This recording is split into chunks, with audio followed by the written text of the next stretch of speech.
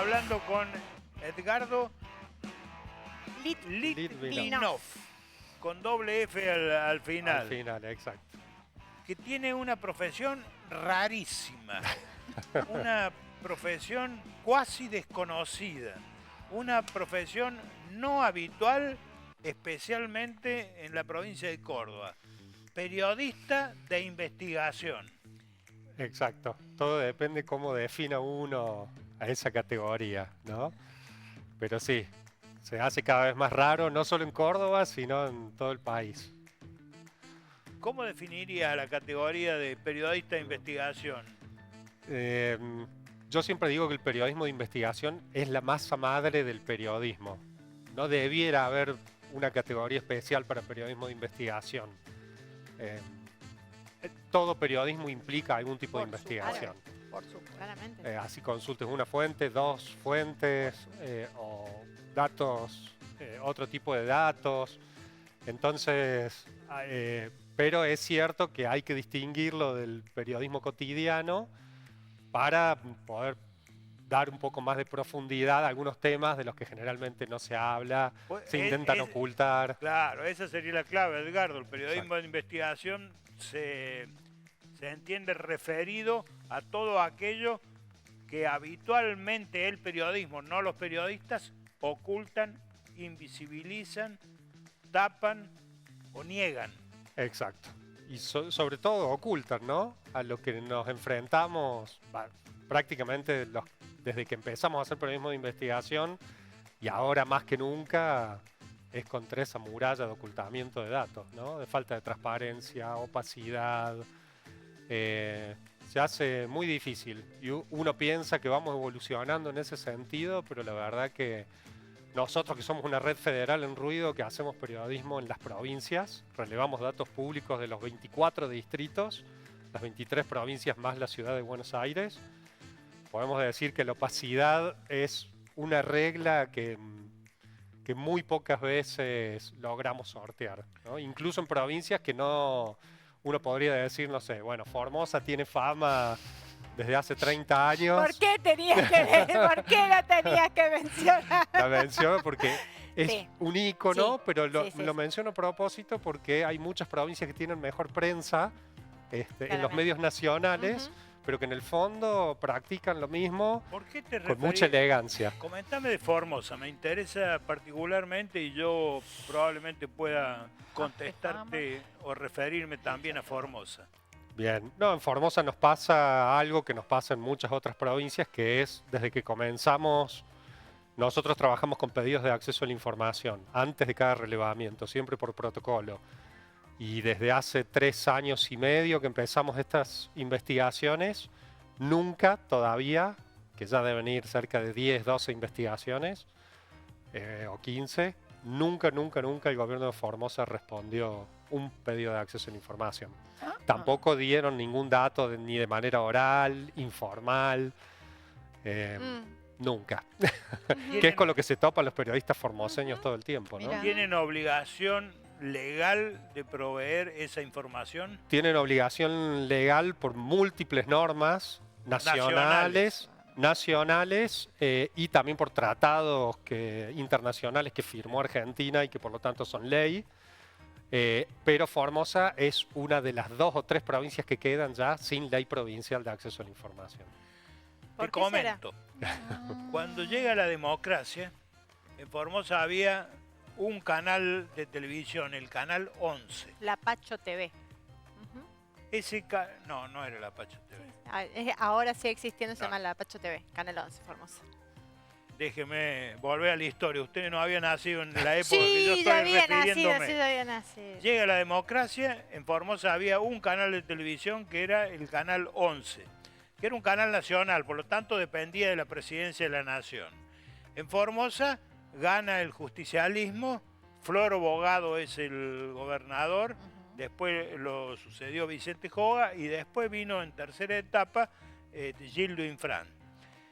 Ese canal de televisión dependía de la nación y la nación estaba gobernada por el radicalismo, gobierno de Alfonsín, y en Formosa gobierno justicialista.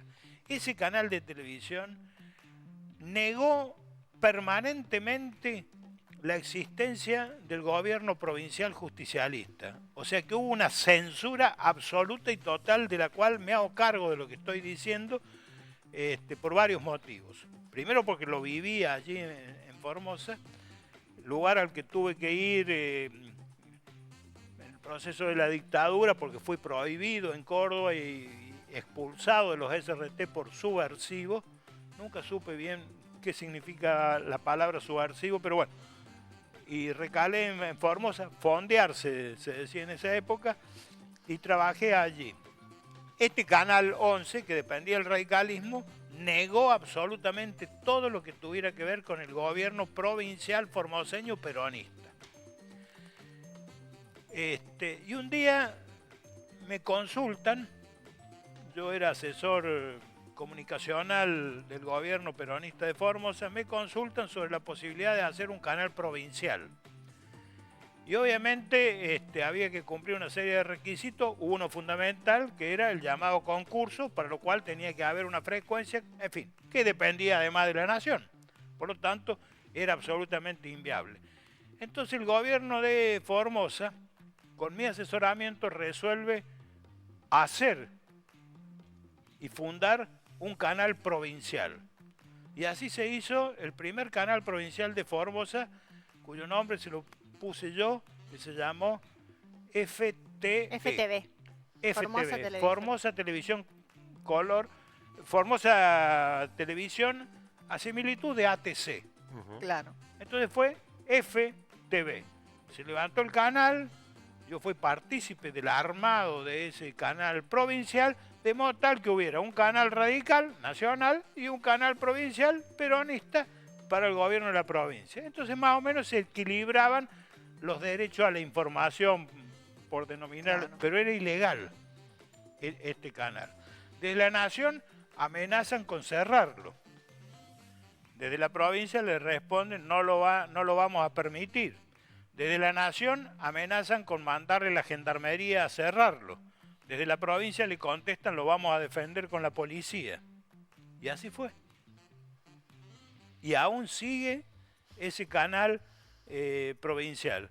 Esto, para un lado, para el otro, con los ojos que se quiera ver esta pequeña historia de Edgardo, se llama los medios de comunicación en la República Argentina. Claro. Sí. ¿No es cierto? O sea, por un lado, la censura monopólica de los grupos de poder que han impedido que se creen canales de televisión, y por otro lado, la presunción cuasi certeza de que la única forma de tener un medio de comunicación es atropellando y fuera de la ley. ¿Sí? Y te quisiera hacer una pregunta a propósito. Desde la democracia hasta el día de hoy, han pasado unos cuantos años, unas cuantas décadas. Sí. ¿Sabes cuántos canales abiertos en toda la República Argentina se crearon desde la democracia hasta el día de hoy? No. Ninguno. Wow. Eso se llama censura. En cualquier lugar del planeta Tierra, eso se llama censura. Sí, señor. Pero además tiene otra connotación, que todos los canales abiertos existentes en la Argentina, incluidos los de Córdoba, son de la dictadura.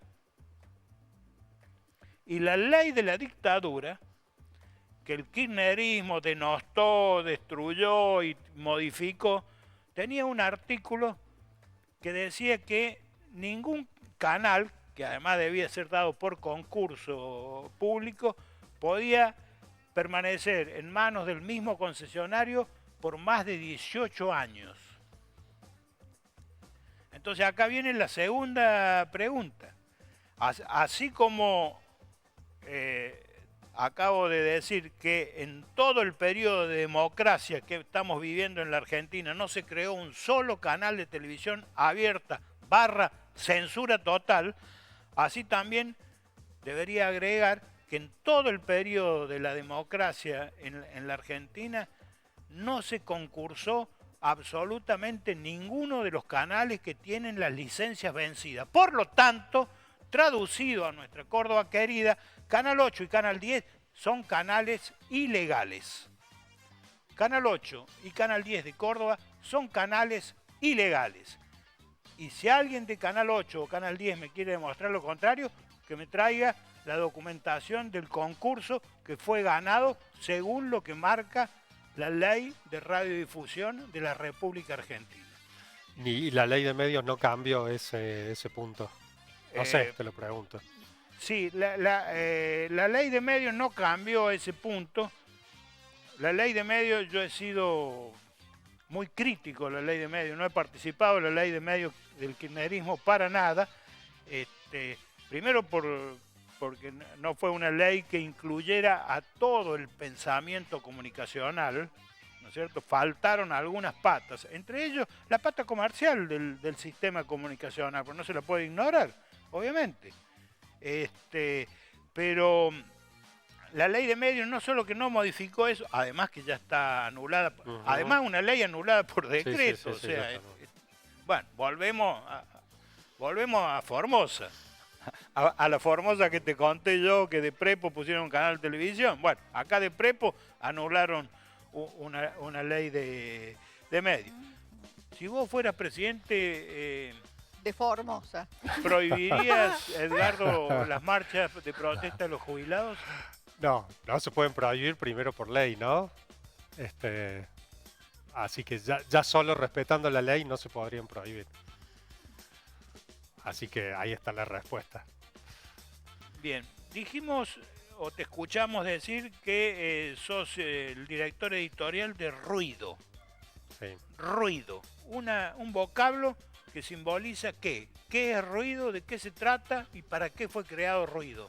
Ruido que nació hace más o menos 4 años, un poco menos, que un grupo de periodistas que trabajábamos en medios tradicionales comenzamos a ver todos estos problemas de los que hablábamos al principio. ¿Cuál era la situación en las provincias para poder hacer periodismo de investigación? Y la situación era muy parecida, por eso yo mencionaba Formosa como un ejemplo paradigmático en el sentido de que es un ejemplo que puede ser más grotesco en las formas, pero que en el resto de provincias que tienen mejor marketing nacional, son exactamente iguales. Nada más que de una forma un poco más elegante. Entonces vimos que era muy extendida esta dificultad para hacer periodismo de investigación en todas las provincias, así que decidimos comenzar este proyecto para poder hacer lo que nos gusta y además porque creemos que el periodismo tradicional, de alguna manera, no el periodismo tradicional, el periodismo en los medios tradicionales ya no tiene absolutamente nada que ver con nuestro concepto de periodismo. Entonces, la idea fue formar esta red para investigar temas de transparencia, acceso a la información y corrupción en los 24 distritos nacionales. Con un gran principio que también es una gran dificultad, que es no recibir pauta oficial de ningún nivel del Estado. Que no es poca cosa, ¿no? No, Edgardo. Es que es una gran no es una gran cosa porque realmente hay medios que gran parte de sus ingresos tienen que ver con eso, pero eso también explica de alguna manera esta situación que mencionaba, que fue la que llevó a crear Ruido, ¿no? La pauta es gran responsable de lo que ha pasado con el periodismo en los últimos años. Acabas de decir que el periodismo tradicional prácticamente ha bajado su mínima expresión en los medios tradicionales. Sí. Te estás refiriendo a Córdoba, porque yo interpreto que en medios nacionales, llámese La Nación, Infobae, Ámbito, Página 12, Clarín, aún hay plumas periodísticas de peso, relevancia. La verdad es que no, yo lo veo como una cuestión muy transversal, ¿no? A los grandes medios tradicionales en general, porque me parece que hay algunos medios nacionales que conservan algunas plumas como para decir, miren, nosotros seguimos teniendo esta gente que hace periodismo de investigación, pero cuando uno habla con esa gente y las dificultades que tienen dentro de esos grandes medios nacionales, uno se da cuenta que no es la prioridad de los medios y además uno cuando ve, esta cuestión de generar volumen de contenido para poder mantenerse en el ranking de Comscore, para poder seguir teniendo alguna porción de los ingresos digitales, también es gran responsable la crisis de la prensa en general, la crisis de lectura de las audiencias, que no buscan medios tradicionales, que no les interesa tampoco mucho a la gran audiencia. Estamos en un clima de época difícil para ejercer el periodismo. Alguna vez le pregunté a un secretario de redacción del grupo Clarín cuál era la política editorial de Clarín. Ah, muy simple, me dijo. ¿Cuál? Los intereses de Clarín.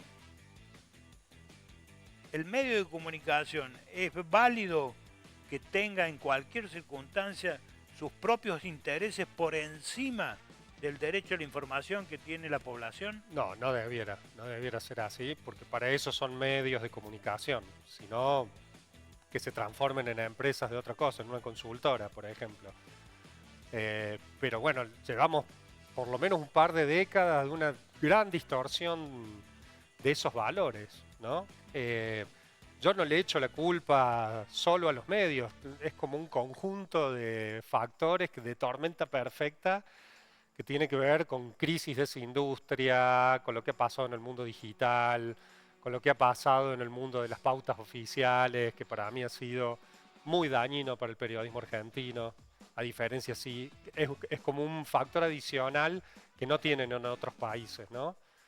Ha sido muy dañino y eso lo vemos en las provincias, donde la mayor parte de los medios provinciales no pueden hablar en contra o hacer investigaciones. Ni siquiera te digo opinar en contra de un gobierno local. Te estoy diciendo hacer un pedido de acceso a la información. Hemos tenido casos de colaboradores de ruido en algunas provincias, que ellos no lo han querido hacer público, donde los echaron de los otros trabajos que tenían, porque se enteraron que ellos hicieron un pedido de acceso a la información al gobierno. ¿Eso pasa en Córdoba, Edgardo? No, eso no pasa en Córdoba. A ese nivel no, pero sí podemos hablar. Vamos a discutir un poco, entonces. No, digo de echar a alguien. Está bien, que yo sepa directamente no. Yo te digo eso porque de casos que conozca de primera mano, ¿no? Sí. Pero no, en Córdoba la situación es muy difícil también. No escapa esto que pasa en todas las provincias. Por eso te digo, Formosa puede ser lo más grotesco. Pero bueno, nosotros tenemos, si querés que vayamos a Córdoba, un gobierno provincial que no responde por lo general los pedidos de acceso a la información, de la misma manera que no lo hacen los de Formosa. Y hay información a la que sí se puede acceder, pero a veces es muy ambigua, no está completa. Bueno, nosotros tenemos ya vencido un pedido de acceso a la información sobre los viajes en avión sanitario de la provincia, que por lo general Yarlora los utilizaba para ir a los programas de Buenos Aires. Mira, qué bien. Entonces, cuando uno quiere averiguar y ir un poquito más allá, hay muchos problemas acá para acceder a esa información. Vos lo sabés también muy bien, ningún funcionario puede hablar, está muy centralizada la comunicación del gobierno de Córdoba. No, ni siquiera lo podés invitar a los funcionarios. Exacto. Porque tiene que pasar por el área de comunicación, que es la que tiene que aprobar para que un funcionario hable, para ver qué dice. Vos sabés que me atrevo a suponer, Edgardo, que en el caso de Córdoba es peor aún. Los funcionarios tienen en Córdoba absolutamente claro que boca cerrada no entran moscas, entonces no quieren, porque la política se ha convertido en un conchavo salarial prácticamente. Entonces muchos políticos están tratando de mantener ese ingreso económico o de figuración, y para preservarlo la mejor forma es no hablar. Totalmente. Es más, han pasado cosas realmente graves en Córdoba, como la última modificación, por ejemplo, del procedimiento del Tribunal de Cuentas provincial, ¿no? Que ahora disminuye gran parte de las áreas que controlaba antes. Entonces, por más que ahora hay mayoría opositora en el Tribunal de Cuentas, no pueden hacer todo lo que quieren y las veces que consiguen ellos, nosotros hemos trabajado con ellos con un informe, por ejemplo, que esto te digo también las pocas cosas que uno descubre tampoco tienen mucha repercusión, ¿no? Y esto hago una especie de crítica no solo a la justicia, sino también al resto de los medios, ¿no? No sé, te doy un ejemplo. Nosotros publicamos un informe donde mostramos que durante el último año del gobierno de Schiaretti, durante la época de campaña electoral que llevó a Yarlora a la gobernación, se pagaron millones de pesos en publicidad oficial a agencias que se crearon una semana antes de recibir los fondos. En Mendoza. No, en Córdoba. ¿Esa es otra? ¿La de Mendoza es otra, la Feria del Libro? Ah, esa también. Este es otro informe. Eran consultoras que recibieron fondos millonarios del gobierno de Córdoba en publicidad una semana, 2 semanas, 3 semanas después de crearse. Bueno, que no tienen ni siquiera un sitio web, ¿no? Bueno, no hay ningún fiscal que investigue eso, por más que están puestos todos los Me documentos. imagino que tienen los libros de ¿Recordás el- actas. Nosotros no hacemos nada, no utilizamos ninguna fuente secreta. Son todos documentos Claro. públicos. Que se ¿Recordás pueden el nombre de la consultar. consultora? No los recuerdo, pero eran varias. Y bueno, y uno, por supuesto, cuando empieza a investigar, ve quiénes son esos personajes. No siempre tenemos pruebas para publicar todo lo que sabemos, porque tratamos de ser lo más serios posible, tratamos de ser serios con eso. Todo está respaldado por algún documento oficial, pero ya solo con eso, que en otro lugar sería un escándalo, nada, pasa, ¿no? Y en eso yo creo que los periodistas también, me hago responsable de eso y soy autocrítico, Edgardo, porque yo tampoco comparto mucho investigaciones cada vez que algún colega tiene algún hallazgo interesante. ¿El periodista Somos tiene que medio- tener las pruebas o son suficientes los indicios? No, Porque vos acabas de decir, si se crea una consultora una semana antes de las elecciones, le derivan fondos multimillonarios a esa consultora, el indicio solo es suficiente para establecer que hay de mínima es un hecho que debe ser investigado. Y de es mínima. obvio, eso es obvio. Y de máxima que debe ser condenado. Y no lo fue. no. Te hago una pregunta. Cuando vos investigas, por ejemplo, suponete que decidís decir, mira, se creó esta consultora, a las 3 semanas recibieron tantos millones de pesos, bla, bla, bla. Vos, hay un boletín oficial donde esta empresa es Sí. publicada, digamos, Sí, sí. y si es una sociedad anónima, vos podés saber quiénes son los socios de esa Sí, sí, DSA. sí, se Si es puede. una SRL, vos podés saber quiénes son. Y eso es información pública. Sí, totalmente. Y nosotros Perfecto. publicamos los nombres, Ajá. porque es información pública. Consultamos a esa gente Ujú. que mencionamos. Nosotros no publicamos ningún nombre de alguien que no es un gran personaje público sin consultarlo primero, ¿no? Y bueno, en un caso, está todo ahí en el informe, ¿no? En unos casos no quisieron decir nada. Ujú. En otros se trataba de una periodista que era conductora, que se mostró muy sorprendida. Primero respondió con gran sorpresa, después ya no respondió más. ¿Nombre? ¿Quién? No lo recuerdo en este momento, pero lo voy a buscar y se los voy a Ay, pasar. ay. Y, de- No era una periodista muy conocida. y después de eso, ¿se investiga el árbol genealógico de esas personas NN? No, sabemos Si es que... Si marido, están vivos esposa. o muertos. Sabemos que son amigos o amigas de determinados políticos, pero eso ya es más difícil de probar, Claro. ¿no? Ujú. Si nosotros no tenemos cómo probarlo, eso no lo hacemos. No, lo que vos mencionabas recién tenía que ver con con la contratación directa para la Feria del Libro. Sí, pero fíjate los qué recitales. curioso, porque tiene que ver con lo que estamos hablando. Edgardo Litvinov, director de Ruido. Estalla un tema a partir de un artista que es contratado para la Feria del Libro de Córdoba y mientras estaba cantando en la pantalla de atrás le Ah. ponían imágenes de Yarlora promocionándolo, Yarlora intendente, Ujú. promocionándolo en la pantalla de atrás. Entonces el artista se sintió incómodo, molesto, porque le estaban poniendo una publicidad política de Claro. fondo. Y de ahí estalla el tema que finalmente termina, afortunadamente, en tus manos. Y recuerdo haber leído tus artículos y tus investigaciones que termina apareciendo una agencia organizadora de la Feria del Libro de Córdoba que estaba en Mendoza. Y en ese lugar de Mendoza, en ese domicilio, había una oficina donde de casualidad había una persona que abría la puerta. O sea que aparentemente era una fachada de una casa, si mal no era recuerdo. una fachada. Que a su vez esa supuesta empresa tenía un integrante que era cordobés íntimamente vinculado al gobernador Yarlora. Sí. ¿Así fue? Así fue. Así fue. Pero bueno, no tienen... Nosotros de la justicia no esperamos mucho ya, la verdad, porque, nada, sabemos lo que es la Fiscalía Anticorrupción, donde las causas van por lo general a morir. Nómbrame un condenado en los últimos 20 años de la Fiscalía Anticorrupción. Así como vos me hiciste la pregunta al principio. Sí. Ninguno. Entonces no esperamos mucho por ese lado. Pero vuelvo al tema y que casi que es una crítica o autocrítica al periodismo. Sí. Es decir, estalla el tema a partir de un artista. Estalla un escándalo de proporciones en Córdoba a partir de que un señor de la política se roba una bondiola en un supermercado. Es como que, por lo general, no es el propio periodismo el que destapa las ollas en Córdoba, sino a partir de hechos circunstanciales, coyunturales, que generan, es decir, la bondiola.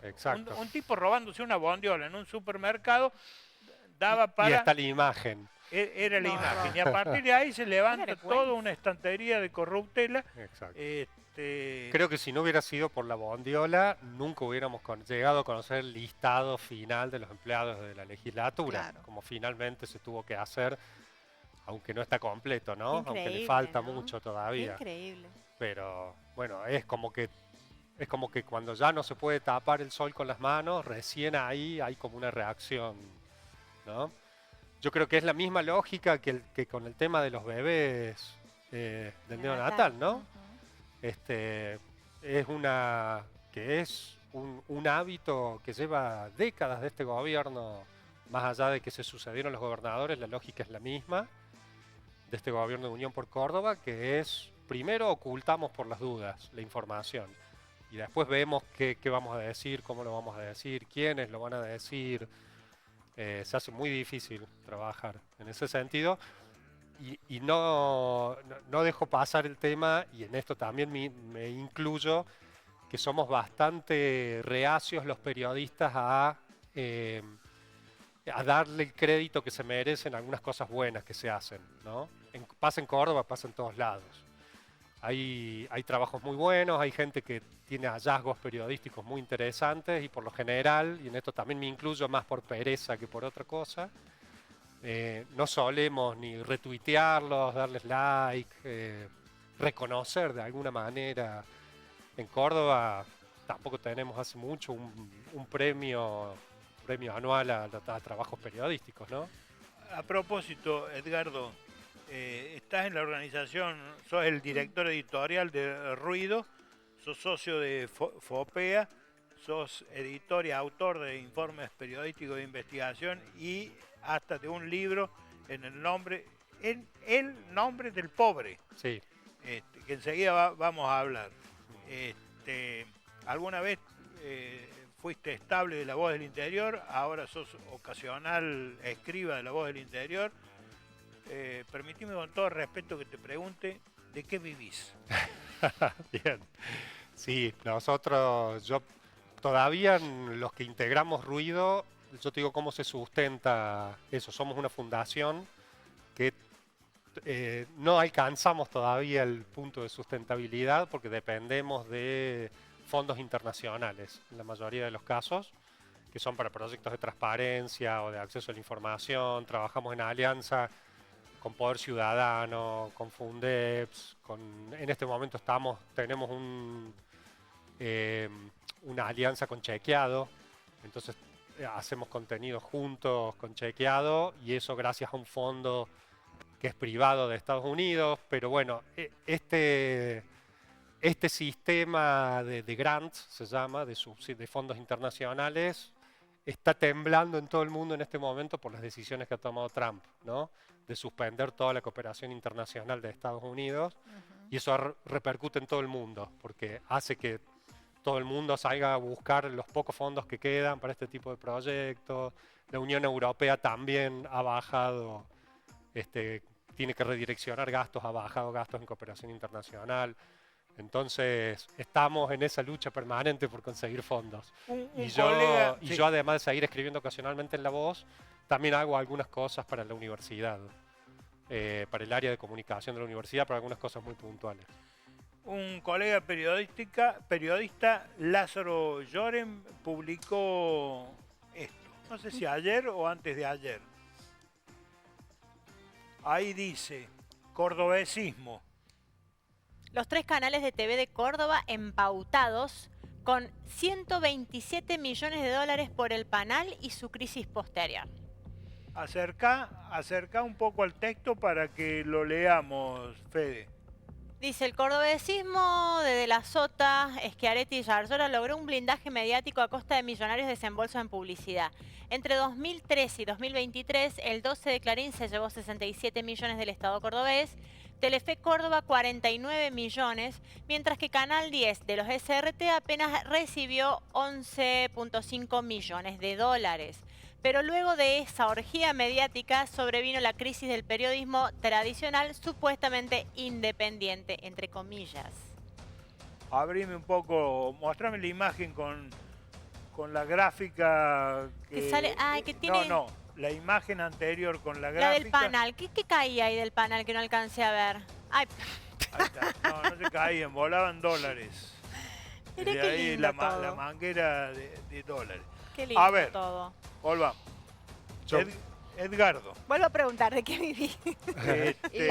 A ver, primero que todo, no la leí, no vi, no sé... Pero la primera pregunta... No sé cuál es la fuente de eso, pero se puede ir al portal de transparencia. La primera pregunta, ¿es bueno o es malo lo que acabamos de ver? Depende de muchas cosas. Ajá, interesante, porque a prima fácil pareciera que es un despilfarro, que hay cosas raras, que hay cosas de corruptela. Entonces la primera pregunta ¿es bueno o es malo? Y la respuesta de Edgardo Litvinov es depende. Depende. Primera reflexión general. La pauta oficial no debiera ser mala de por sí, intrínsecamente. Hay países donde esto se maneja muy bien, con normas muy estrictas, y se distribuye de una manera relativamente equitativa. Por supuesto, todos los sistemas tienen muchas críticas, pero digo, no es mala de por sí. Ahora, de la forma en la que se ha usado en los últimos años, y en esto es transversal, lo repito, en todos los medios provinciales, locales, regionales y nacionales, donde por determinados factores se ha transformado en la mitad o más de la mitad de los ingresos de un medio, eso tiene consecuencias malas. Para el periodismo, para que la ciudadanía se informe de lo que tiene que informarse, para la transparencia, para el acceso a la información pública, eso tiene consecuencias negativas. Está claro. Entonces la forma en la que se ha usado de manera arbitraria, eso es muy malo. Y ahora habría que analizar el listado, digo, no lo conozco porque no leí esa investigación, pero desde siempre ya se sabe el top 10 en Córdoba, que siempre es el mismo, ¿no? Son los canales, es Cadena 3, está La Voz, la TV es la que más se lleva, casi siempre, eso es histórico, pero yo insisto, cuando uno ve los proveedores de la publicidad oficial, porque todo esto, uno sabe a quién va, esté bien o mal, uno sabe a quién va la plata, ¿no? Tendrá las influencias que tiene, bueno, eso en cada medio es distinto. Pero uno tiene que ver la cantidad que son. Nosotros en nuestro último informe relevamos 700 proveedores de publicidad oficial y que la mayoría no son medios de comunicación. Es lo que hablábamos recién, son la mayoría agencias. ¿Y en dónde me detendría? Y sociedades, la famosa SAS. Las SAS, la mayoría son SAS, que sociedades de acción algo. Simplificada, que son muy fáciles de crear. Todas con el mismo modelo. En 24 horas. Exacto. Se y de estas que yo mencionaba, que se crearon una semana antes, todas con el mismo modelo, ¿no? Cuando uno ve en el boletín oficial su misión, su objetivo y eso. Entonces, en ese listado de 700 proveedores, uno tiene que ver muchas de las empresas que estaban en ese listado eran las empresas de Guillermo Seita, un consultor muy conocido Cabalista. y operador de muchos políticos. De muchos. Pero muchas, pero no una empresa, 2, 3 o 4, pero además, ¿qué se encargan de hacer esas empresas y esas consultoras? Porque y bueno, y uno ve muchas encuestadoras también en eso recibiendo publicidad oficial. Entonces, me permito responderte, se encargan de hacer operaciones políticas. Entonces uno tiene que investigar ahí, ¿no? ¿Por qué uno suma esos millones, pero esos millones del top 10, compárelo a ver qué porcentaje es del resto de los 690 proveedores? ¿Y qué hacen sobre todo esos proveedores? Porque uno en el portal de transparencia puede entrar hasta la facturación, donde figura cuánto le pagaron a una consultora, pero no se puede ver por qué. ¿Por qué motivo? No se puede ver el detalle, no se puede ver qué trabajo hicieron. Entonces uno no sabe si hicieron encuestas para medir a candidatos con fondos públicos, lo estarían haciendo, o si tienen oficinas de trolls desplegados para escribir en contra de alguien o a favor de alguien, que son consultoras especializadas en hacer eso. Entonces digo, es cierto, no tiene que estar bien, que está bien o mal que le den esa plata a los principales canales, no sé, depende. ¿Vos podrías poner un medio de hoy, o ayer, o el año pasado, o hace una década, en Córdoba, un medio de comunicación con más de 100 empleados? No. Tiene un costo elevado. Muy. Ahora, si esa empresa con más de 100 empleados, una empresa comunicacional en Córdoba, tiene 0 ingreso privado, se supone que el sostenimiento es con el ingreso público. Y si vos vas, como acabas de explicar muy bien vos, a investigar el ingreso de esa sociedad, vas a ver que es casi mínimo. Es más, yo que lo he investigado, te digo que el ingreso que esa empresa con más de 100 empleados durante una década no le alcanza ni para las fotocopias. ¿Cómo hizo esa empresa para sustentarse con más de 100 empleados, de los cuales la mayoría periodistas y por lo menos casi la mitad de La Voz del Interior, y no es La Voz del Interior la empresa, durante una década, sin ingresos privados y con un ingreso de pauta oficial casi muy normal, casi diría pequeñísimo para esa envergadura, y además generando 44 programas de televisión? ¿Sí? Sí. Bueno, evidentemente estamos frente a algo raro. testaferro, un prestanombres. Yo siempre he aclarado, ojo que testaferro o prestanombre puede ser para un hecho ilícito como para un hecho legal.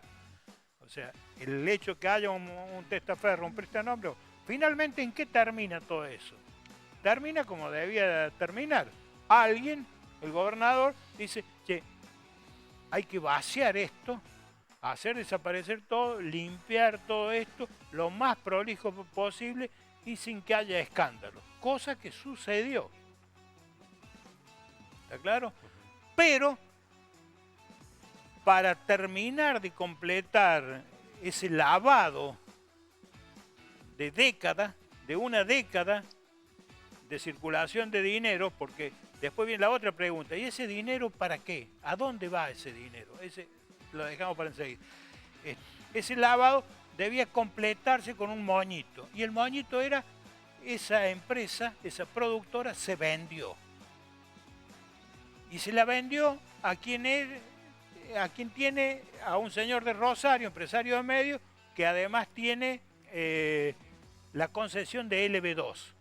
Y esto me hace acordar a Angelos, que Angelos se sentó en el banquillo de tribunales acusado por haber comprado, siendo gobernador, LB2, con testaferros o prestanombres, con nombre y apellido. Pingüino Salvatierra, que era secretario de redacción de La Voz del Interior. Gaido, que después fue director de Radio Nacional y director del Página 12 de La Nata. El Negro Reyes, que después fue administrador de la Corte Suprema de Justicia. Y Jaime Pompas, presidente del Banco Social. Y ahora se vuelve a repetir la historia, Edgardo. Se vuelve a repetir la historia. Se vende esa productora vinculada directamente al gobernador Yarlora, se la vende a un señor que dice, vengo a poner en marcha LB2. La moda vuelve, Jorge, la moda se vuelve a reutilizar. ¿He mentido en algo? No, no sé, no, desconozco cómo se han hecho esas operaciones. No, porque... Pero Ruido no investigó nada de eso. No, de eso no. No, porque, a ver, lo que nosotros hacemos es relevamiento relevamiento de datos públicos en los 24 distritos para poder hacer comparaciones entre las provincias.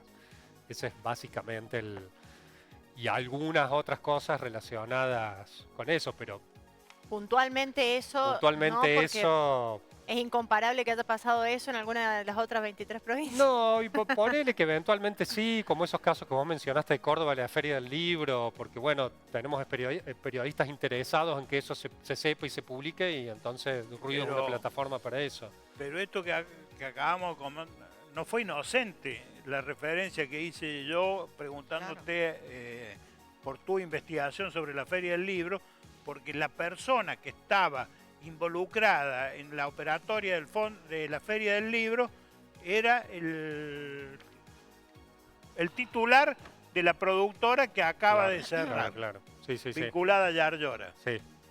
Por eso es raro totalmente. que no se haya investigado la productora. No, y lo que pasa, vos decís a ver, a nosotros nos cuesta, no te creas que nuestros recursos no son ilimitados, tenemos 50 temas pendientes para investigar en Ruido y que no podemos hacerlo, pero además nosotros tratamos de desenmascarar ese tipo de situaciones con estas investigaciones de datos públicos, como te conté, ¿no?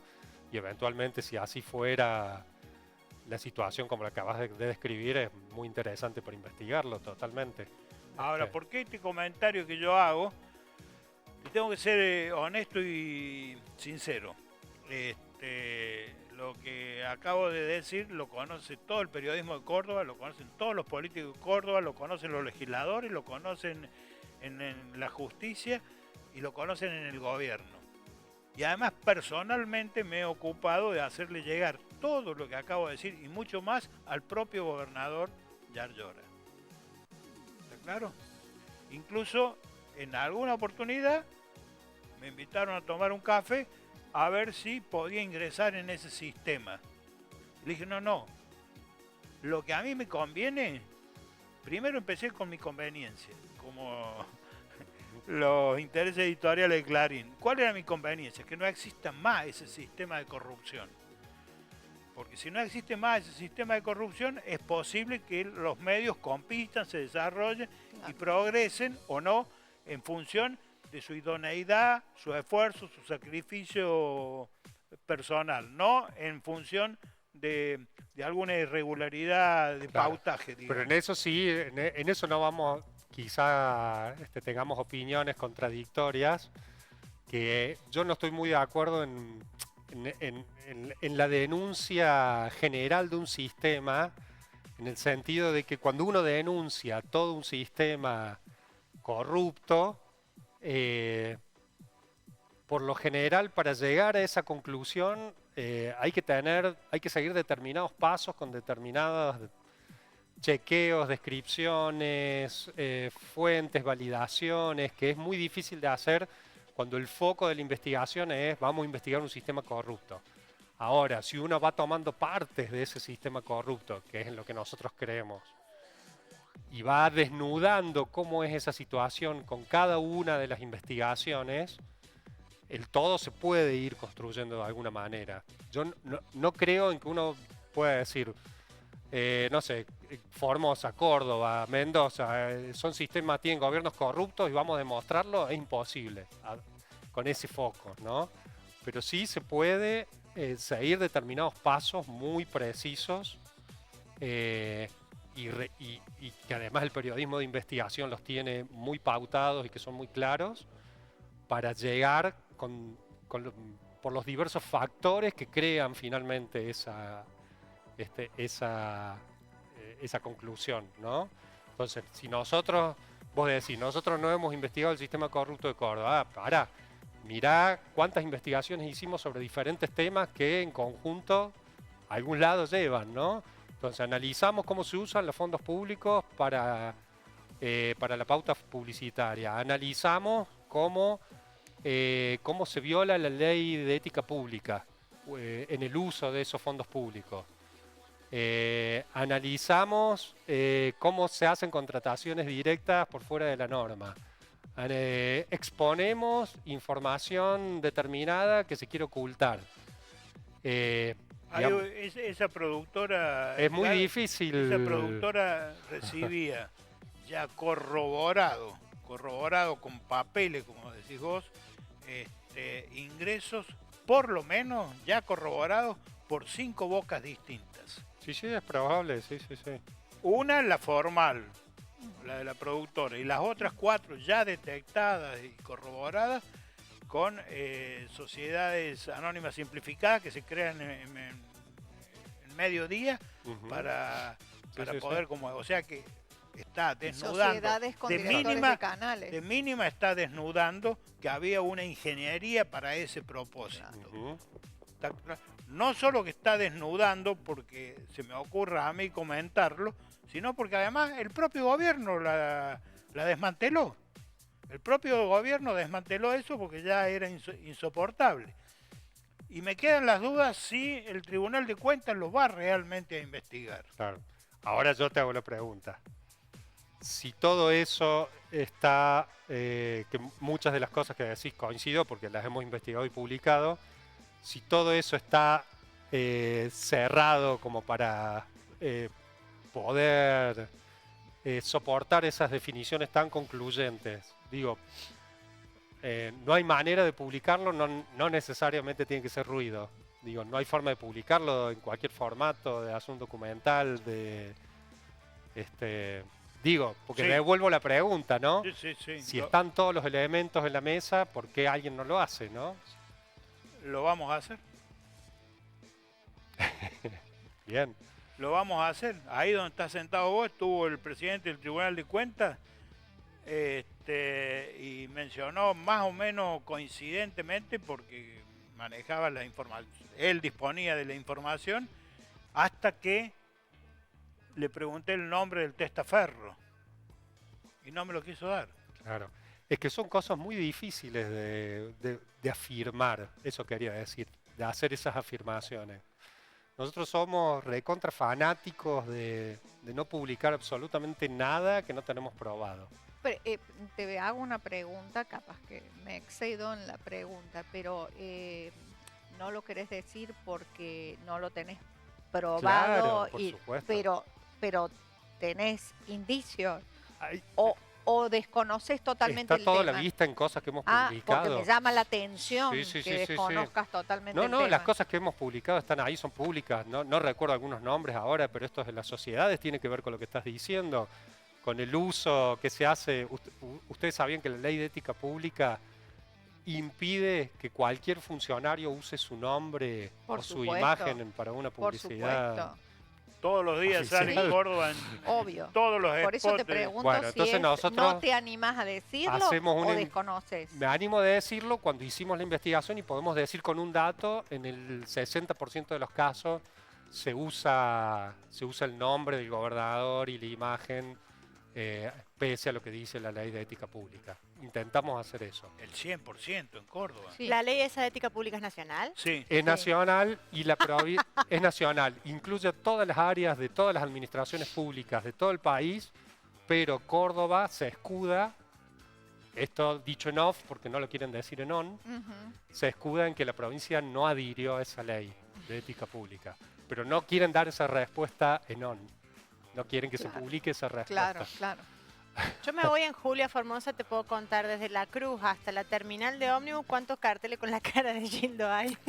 Sí, bueno, en la investigación esta que salió lo de Yarlora usando su imagen, descubrimos que lo hacía el título del informe, es que más de la mitad de los gobernadores y de los intendentes de Todas capitales de todo el país hacen lo mismo. Claro, que todos lo hacen. era hace 1 año y medio, creo que lo hicimos 2 años. Ahí. Bueno, entonces nos quedamos con que Canal 12 se llevó del Estado cordobés 67 millones de dólares. Telefe Córdoba, 49 millones de dólares. Ah, mira. Con un Los millón de SRT, joya. 11,5 millones. ¿Quién llevó 11? SRT. 11,5 millones de dólares, ¿Quién? Canal 10, los Ajá, SRT. SRT. Bien. Eso solo en canales de televisión. ¿Dice cuál es la fuente de la abierto. investigación esta que me mostraste? Sí, está la fuente, no la tengo acá escrita, pero yo la he visto, la he corroborado y está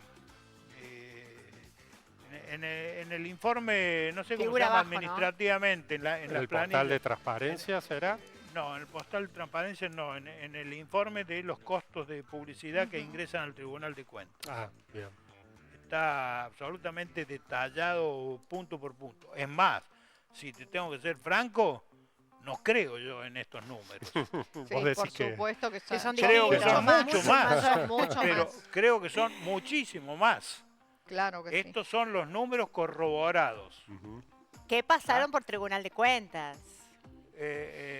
No, porque también pueden haber tenido otro destino esos fondos. Supuestamente estos son afluentes. pauta publicitaria, Como pero afluentes. pueden haber sido destinados. Ahora, la pregunta del millón, porque acá vamos ¿De dólares?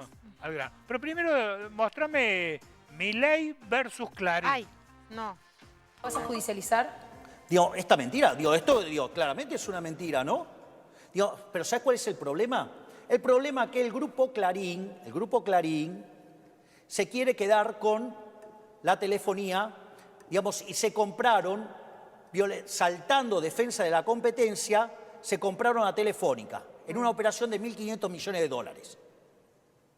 Porque se creen que son los dueños del país y pueden hacer lo que se les canta. Y ¿sabes qué le dije? No, vos no podés hacer eso. Hay algo que se llama defensa de la competencia. Vos no podés violentar el marco regulatorio.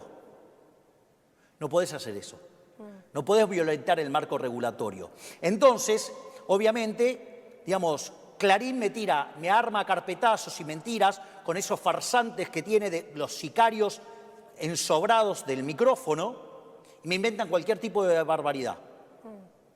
¿Por qué? Porque me están apretando para que yo ceda en entregarle las comunicaciones a la Argentina y ellos hagan lo que se les da la gana. Porque son un grupo además de delincuentes, que hay que decírselos al argentino. Fueron cómplices y están las declaraciones que le hizo Patricia Bullrich a Ollarvide, que son más de 8 horas de declaraciones que cuenta la corresponsabilidad del grupo Clarín en voltear a Duhalde.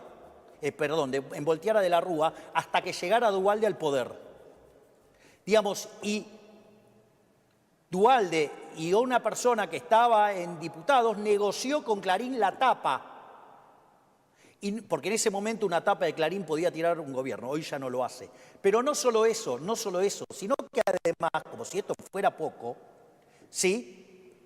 Inventaron la ley de bienes de patrimonio cultural. Porque ¿qué es lo que pasa? Las acciones de Clarín estaban prendadas y si defolteaba, se quedaban sin la compañía. Entonces, ¿qué es lo que hicieron? Hicieron la ley de patrimonio cultural. Entonces, no pudieron ejercer esa opción. ¿Por qué? Porque Clarín tenía la deuda en dólares y los ingresos en pesos. Al saltar el tipo de cambio, estaban técnicamente quebrados, no podían pagar. Frente a esa situación, ¿qué hizo el grupo Clarín? A cambio de proteger ese golpe, básicamente lo que hizo es conseguir esta ley. Pero, ¿sabés lo que pasó? Que fue peor todavía. No le daban los números en concursos y quiebra. Vos necesitabas tener 2/3 para que te aprueben el concurso y que pasara. Entonces, ¿qué hicieron? Modificaron la ley de concursos y quiebra para que pudieran meter el porcentaje que Clarín podía meter. Y una vez que hizo eso, reestructuró su deuda. Entonces, Clarín es cómplice de este desastre. Pero claro, nunca nadie se le metió a Clarín y le fue de frente con eso. Es decir, entonces evidentemente se suman a estas mentiras. Por eso yo lo dejé fijo en mi tuit, pero quiero que chequees además. Ahora, si es mentira y Rovira... Acá están los contactos. Chequear si está Rovira. En general está por nombre. Bueno, varias cosas acá. periodistas ensobrados del micrófono. Varias cosas para reflexionar.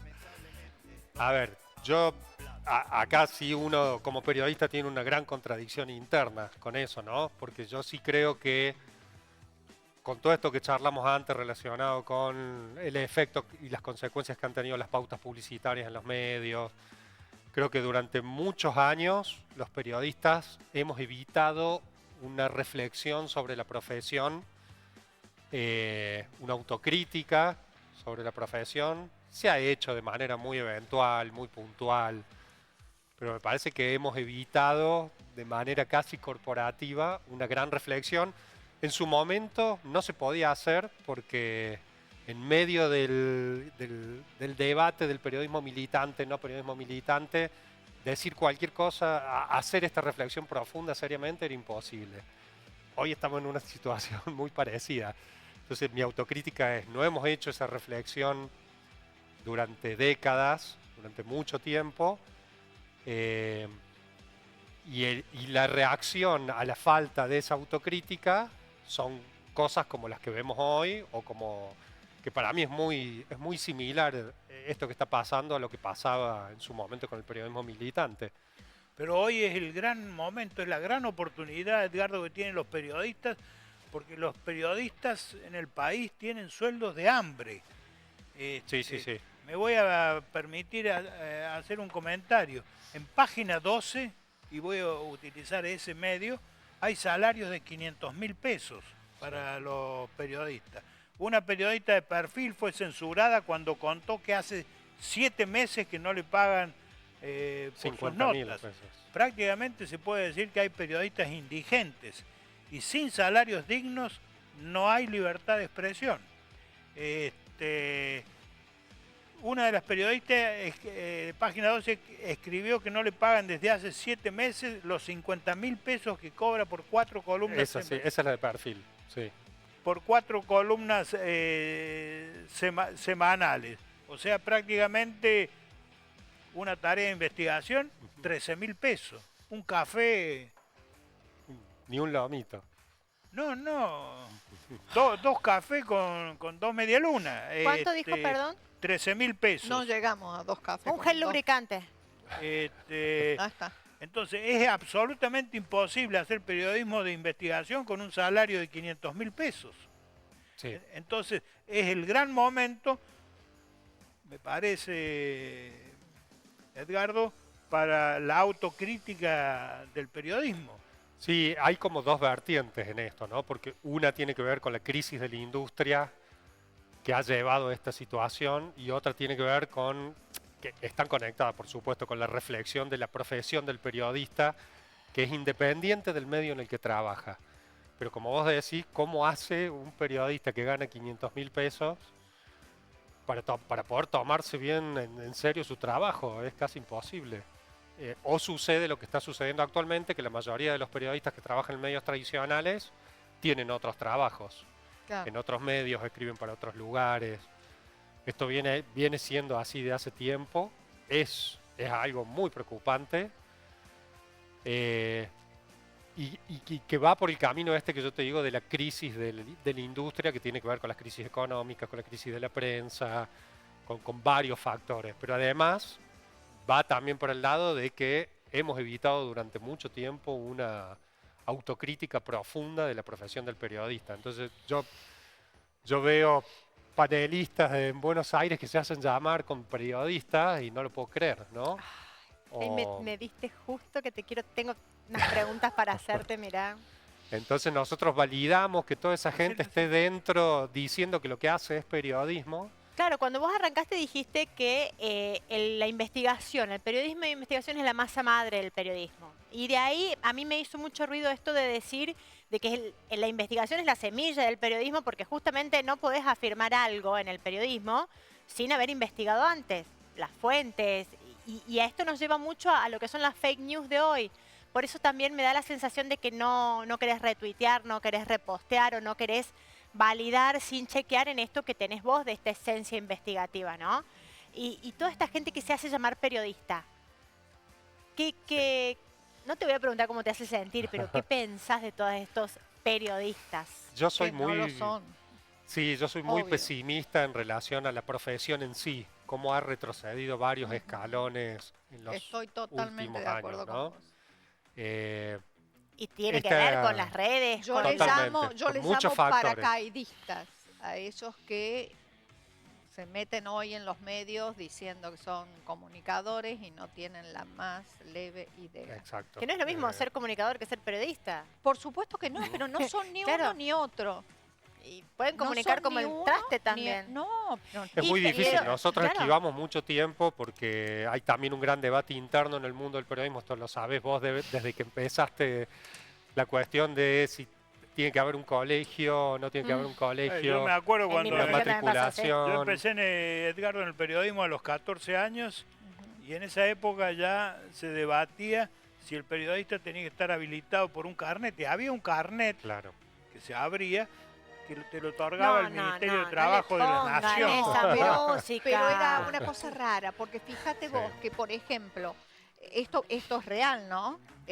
La Voz del Interior tenía, o sea, vos tenías un carnet de periodista si tenías tanto tiempo de aportes jubilatorios, ponele 6 meses En un medio. en un Pero, medio de perdón, aportes que te jubilatorios. interrumpa y te respondo. Sí. En esa época, por empezar, en Córdoba había dos gremios. El Círculo Sindical de la Prensa, al cual yo pertenecía, que era más conservador y perfumado, y el incipiente y fortísimo Sindicato de Prensa. Y en esa época se debatía si el periodista era un trabajo dependiente o era una profesión liberal. ¿Está claro? Y ojo, que no está... Yo no tengo respuesta, ¿eh? eh, No la tengo yo. Claro, porque un escritor, a ver, le podemos preguntar a Borges Pero no si, me tiene dejaste terminar. si tiene título habilitante de licenciado en letra, o le podemos preguntar a un pintor si tiene título habilitante de Bellas Artes, No Claro. me dejaste y con un terminar. periodista le podemos preguntar si es egresado de alguna escuela. Claro. No me dejaste terminar. Termine. En ese momento había que tener, para tener el carnet de periodista, no solamente estar recibido, trabajar en un medio, sino tener ciertos meses de aporte en un medio de comunicación. ¿Y qué pasaba en La Voz del Interior? En La Voz del Interior, a todo el paquete que trabajaba para la familia, por ejemplo, la niñera de los niños, el servicio doméstico, el chofer, tenían los aportes jubilatorios y tenían carnet de periodista. Y a lo mejor los que estudiábamos no llegábamos a eso porque no teníamos los aportes. Mira. Eso es lo que te quería contar. ¿Es real o no? Desconozco. No, es real, es real. Hay que tener Es real, claro hoy, pasó. digo, con observaciones a las dos cosas, de que hoy el mundo, de cuando se empezó ese debate, el mundo era Sí. otro y hoy Claro. estamos en un universo paralelo a eso, ¿no? Sí, sí, hoy al frente de La Voz tampoco está exactamente la misma gente. Claro, Pero en ese momento pasaba. claro, En claro. ese momento era así, vos te quedabas... Bueno, vos decís, Es ¿para qué un me debate era recurrente, Facu? pero bueno, tiene que ver con esta cuestión de quién es periodista y quién no, ¿no? Pero que más allá de eso, que haya algo para decir, creo que el problema es la reflexión relacionada con los valores de lo que tradicionales del periodismo, que sí creo que estamos varios escalones Y para con atrás. No respecto- tienen idea de los valores del periodismo y de lo que nos enseñan porque nunca han pasado por ahí. Y con ¿entendés? respecto a esto también, yo conozco una persona que dice que Córdoba tiene el peor periodismo del mundo. Sí, pero no los peores periodistas. No. Sino el Esa se- peor periodismo. el peor porque periodismo del oculta. mundo. Y no es lo que pasa en esta mesa. En esta mesa no se oculta nada. Ese Acá no señor somos que tibios. dice eso, está muy acá cerca nuestro y dice que tiene el peor Está ocupado periodismo ahora. del mundo. Está ocupado. Y yo quiero saber, ¿qué opinas vos de eso? Aclaro mis expresiones. Periodismo es la actividad. Claro. Bien, sí, Por sí. eso, El claro, yo- periodista es el Claro, periodismo. la persona que ejerce esa actividad. Bien, sí, pero periodismo, como que Creo está que uno- ensuciada la profesión. Creo que uno puede tender a creer eso dentro de su sistema más endogámico y ponele que yo tenía alguna idea similar en su momento, pero desde el momento en que empezamos a investigar la realidad en las demás provincias, pasa exactamente lo mismo. Exactamente lo mismo. Pero yo creo que no es una cosa de Córdoba, de Formosa, de Buenos Aires. Creo que hay una lógica de los medios en la que todavía no terminamos de comprender, relacionado con el cambio tecnológico, con el cambio de audiencias, con el cambio de la realidad económica del país, de los medios, del mundo. Todo eso con la circulación de la desinformación y la forma en la que creo que todavía no terminamos de acomodarnos a ese paquete, entonces seguimos un poco Mirá, desorientados, tengo ¿no? infinidad de temas.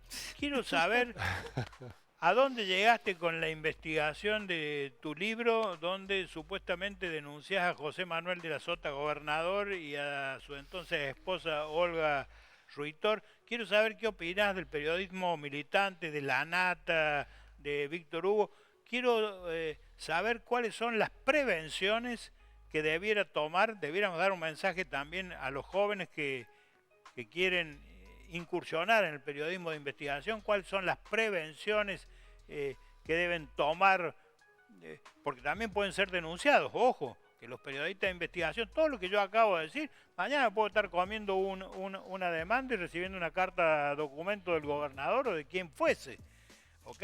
Entonces hay que tomar una serie de prevenciones, todo eso enseguida porque nos vamos a tomar un recreo. Hace un rato escuchamos a Milei. La tapa de un diario o una nota de investigación hoy en Argentina, ¿puede voltear un gobierno? No, de ninguna manera. En eso tiene razón Milei. Ya no. No, y yo creo que el valor de las tapas de los diarios es un valor simbólico y que tiene mucho peso en el círculo rojo. Claro. Pero fuera de eso, Claro. ya las audiencias en general ya no tienen ninguna importancia para las Y audiencias ninguna denuncia masivas. de corrupción tampoco puede voltear un gobierno. No, pues nuestra historia las ha visto pasar nacional y local, las ha visto pasar y pasar y pasar sin que eso tenga graves consecuencias, ¿no? Fuera de tu responsabilidad periodística, ¿no te parece que alguno de los tantos presidentes que hemos tenido, incluido el actual, no debería estar preso? Bueno, de hecho, No te estoy pidiendo pensando- pruebas ni información periodística, te estoy pidiendo sensaciones como periodista de investigación. No, sin haber estado inmerso en esas causas, sí veo, de hecho ha sucedido con Carlos Menem, con una de las causas, y de hecho puede llegar a suceder con la principal causa que tiene Cristina, pero la sensación que me queda es que esas causas, los vaivenes de esas causas, tienen mucho que ver con el clima político del momento, ¿no? Que creo que a los poderes judiciales les cuesta muchísimo moverse de manera independiente. Muchísimo. Vos has hablado de transparencia, has hablado de acceso a la información, de ética pública.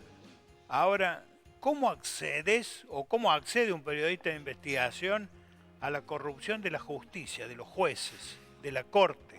Eso es un tema terrible. Porque los jueces, los poderes judiciales están blindados de una manera, los provinciales y la justicia federal, de una manera en la que se vuelve muy, muy, muy complicado y muy peligroso.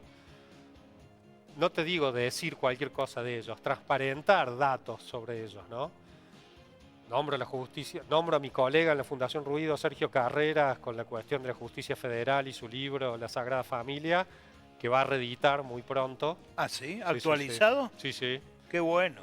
Que creo que eso va a hacer mucho ruido. Sergio Carreras. Sí, va a hacer mucho ruido eso. Como para...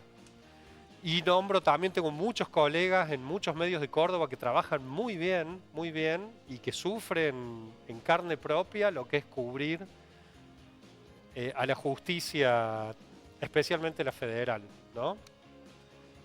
De hecho, bueno, nosotros hemos tenido también algunas repercusiones muy fuertes cada vez que hemos publicado algo sobre eso. Creo que la justicia está blindada de una manera más incluso que el poder político y que es muy difícil meterse con eso, ¿no? Te cuento una primicia, nosotros estamos haciendo un relevamiento en ruido de los 24 poderes, de las 24 cortes supremas de las provincias, o sea, de las 23 provincias más la ciudad de Buenos Aires, muy interesante en relación a los antecedentes de cada uno de los jueces provinciales. Te asombrarías si supieras qué porcentaje de esos, no lo voy a decir ya, qué porcentaje de esos jueces han pasado por un cargo político del gobierno que los nombró. Te sorprendería, te va a sorprender cuando lo publiquemos. Y ahí uno se da cuenta de por qué sucede. Y acá en Córdoba el presidente. No solo él, no solo él. No solo él. No solo él. Y en la Corte acaba de jubilarse también quien fuera ministro de la Sota, ministro de Educación, nada más y nada menos, Juan Carlos Maqueda. Sí. Y esto es al margen de cuál es la calidad de esos jueces. Ahora, los jueces argumentan, Edgardo, que ellos pueden tener militancia política, pueden tener ideología, o sea, no es un impedimento. No, legalmente no es un impedimento, pero sí explica muchos de los fallos que también vamos a mostrar, muchos de los fallos relacionados de fallos judiciales hacia el poder político que los nombró, ¿no? ¿Estás hablando, Edgardo, que lo nombran de nivel nacional? No. Nuestro provincia. relevamiento es en las cortes supremas de cada provincia. Ajá, bien. Pero tampoco cambia mucho en la nación, ¿no? En la situación. No, pero, a ver, Zapata te planteaba que el presidente Claro, nombra, sí, ha tenido un cargo. pero también Sí, Santiago sí. Corcuera ha nombrado muchos jueces, como por ejemplo Augusto Fierro. Sí, el tema es que ese es el mecanismo legal para nombrar a los jueces, lo que nosotros... Sí, bueno, pero también cuando se tenía que jubilar, lo volvió a Claro, estirar una y otra vez. A ver, O ¿por qué sea, nos interesa mostrar ese dato? Porque para explicar por qué en provincias, no recuerdo en cuál en este momento, la Corte Suprema Provincial, que es una de las historias que vamos a contar, ujú, defiende en el cargo a una jueza que deja libre a un puntero político Claro. al que se le encontró droga en el auto. Siendo el puntero político, los jueces de la Corte Suprema que lo defienden del mismo, y el gobierno del mismo signo político todos, ¿no? Entonces, hay una cuestión estructural sobre la independencia del Poder Judicial en Argentina. cero independencia. Las percepciones son muy negativas en cualquier Sí, encuesta sí, que por miremos. supuesto. Y están basadas un poco en la realidad, ¿no? Descuento Sí. que estás a favor de los derechos humanos, del respeto a los derechos humanos. El derecho internacional de los derechos humanos protege a las personas de la difamación y protege a las personas contra los ataques ilegales al honor y a la reputación de una persona. Ese es el gran riesgo del periodismo de investigación. Sí, hasta ahí nomás. En el sentido de que es un gran riesgo porque cuando quieren hacer una causa política la van a hacer de todas formas. Pero yo creo fuertemente en que los periodistas que trabajan de manera rigurosa están protegidos contra eso. Repito, no significa que un político, un juez, de todas maneras quieran hacer una causa por otros motivos que no tienen que ver con ganarla, ¿no? Una demanda. Como sucede, es una práctica que utilizan algunos funcionarios para silenciar, para censurar, para que ese mismo periodista no siga haciendo lo mismo, por más que sepa que no va a tener O razón. simplemente para lavar ante la sociedad un poco su imagen. Puede Es ser, decir, puede ser. che, te denunciaron por tal hecho de corrupción, Sí, pero yo le hice una demanda, en fin. Ahora no me pidan que proteja a un periodista que solo trabaja de su opinión y que de esa manera endilga algún delito a una persona sin tener nada para probarlo, sin estar respaldado en ningún documento, en ninguna denuncia oficial.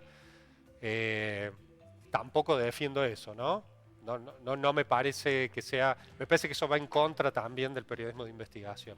Hay algunas afirmaciones de Edgardo Litvinov que sostienen que cuando uno denuncia, yo personalmente he hecho muchas denuncias y estoy dispuesto a seguirlas haciendo porque creo que es necesario, y enseguida te responden, ¿por qué no lo denuncias a la justicia? ¿El periodista claro. tiene que denunciarlo a la justicia? No corresponde eso. Es la misma justicia de oficio la que tiene que en un país normal, cuando hay una presunción de un delito, inmediatamente las procuradurías, las fiscalías son las que tienen que encargarse de eso, ¿no? Tenemos un sistema de fiscalías también en todo el país que se ha hecho muy dependiente de los poderes ejecutivos, que es casi un brazo más del poder ejecutivo. Entonces, esa situación es muy difícil, pero no son los jueces, no son los periodistas los que tienen que denunciar en la justicia. Te voy a dar una noticia, no sé si la conoces y tampoco sé si la vas a recibir bien o mal. A ver. El acceso a la información a nivel nacional entiendo que se hace a través de la Auditoría General de la Nación, la AGN. Hay varias vías para hacer pedidos de acceso a la información. No hay una agencia de acceso a la información pública, AIP, pero además lo interesante del acceso a la información y de las leyes del acceso a la información es que lo puede hacer cualquier ciudadano llenando de una manera un formulario. simple, muy simple, sí. La Nación lo tiene bastante bien aceitado a eso desde hace mucho tiempo. Ahora que respondan los pedidos de acceso a la información ya es otra historia. Bueno, pero hay un cargo vacante en la Auditoría General de la Nación que se lo está disputando con uñas y dientes porque ya lleva varios meses, pobre, sin estar prendido de la teta del Estado, que es nuestro comprovinciano Mario Negri. Ajá. Así que no sé si te va a caer bien o no, pero probablemente Sí. un cordobés, Mario Negri, pase a integrar la AGN, y en una de esas sirve para que los cordobeses tengamos mayor acceso, los periodistas, a la información nacional. No lo sé. Y sí, porque la auditoría tiene que estar liderada por alguien de la oposición que teóricamente tiene que investigar, facilitar En la este acceso a la caso es información un peronista, Juan Olmos, e investigar. actualmente. Claro. Actualmente Exacto. está Juan Olmos. Tienen que investigar, pero la verdad es que hace mucho que no se escuchan grandes investigaciones de la auditoría. Bueno, ahora te voy a pedir consejos personales que quiero que los hagas públicos. Favor, Edgardo Litvinov, tirame tips para protegerme de que me hagan demandas por difamación en cualquiera de las investigaciones que hacemos en este programa. Son muy simples y tienen que ver con las reglas más básicas del periodismo, no ni siquiera del periodismo de investigación, te voy a decir, con las reglas más básicas del periodismo, que es que cualquier afirmación está basada en datos y cualquier interpretación u opinión está basada en datos que nosotros podemos demostrar, en demandas. Una herramienta muy útil son las demandas judiciales, que cuando hay una demanda judicial es pública y lo que se dice ahí es público, entonces nadie te puede demandar por mostrar esa información. Claro. Y no tentarse, este sería el último tip, no tentarse con la opinión fácil, que es lo que me parece que hoy prevalece, desde hace mucho tiempo prevalece en gran parte del periodismo, y que es a lo que yo me refiero cuando tenemos que hacer una gran reflexión y una gran autocrítica, y es lo que le da de comer también a quienes creen que el periodismo militante es la regla, o está bien que exista el periodismo militante, o está bien bardear a los periodistas, está bien insultarlos. No. La verdad que no está bien ninguna de esas cosas. Se supone que el periodista se maneja con fuentes, Sí. y se supone que debe preservar las fuentes. la información que un periodista maneja, los datos corroborables, como vos señalás, ¿pueden ser simplemente sus fuentes? Sí, no, es como vos decís, el periodista está protegido, no tiene obligación de revelar sus fuentes, eso está protegido por ley. La verdad es que se habla poco de ese tema, ¿no? Pero por lo general nosotros, los equipos que trabajamos, somos un poco reacios a que una información esté solo basada en ese tipo de fuentes. Cuando sucede ese tipo de situaciones, lo que nosotros hacemos es tratar de validar esa afirmación o ese dato por otras vías. No hemos publicado todavía nada que esté basado en una fuente, no sé, un expresidente que nos dice, entonces sabemos que eso va a ser así. Pero no lo hemos hecho, pero si lo hiciéramos y fuera verdad lo que estamos diciendo, estaríamos protegidos legalmente. ¿Compartís la herramienta de una cámara oculta para develar una información? No, de ninguna manera. Por más relevante y beneficiosa que sea para la sociedad. De ninguna manera. El acceso a la fuente tiene que ser público, tiene que ser consentido. Tiene que haber consenso y tiene que saber la persona no solo que la estás entrevistando, sino por qué la estás entrevistando. Eso tiene que ser totalmente transparente. Si un periodista habla con alguien en busca de alguna información, ¿tiene derecho a grabar esa conversación? Sin el consentimiento de la persona, no. Porque las personas pueden ser fuentes válidas, pero si ellos no quieren... Hay una confusión también con el off the record, ¿no? Porque el off the record no significa que alguien nos está diciendo algo sí o sí para publicar, o para que lo publiquemos sin mencionar la fuente, ¿no? Significa que nos está dando datos que después nosotros manejaremos y vemos qué hacemos con esos datos. Claro. Cuán verificables son, cuán serios son.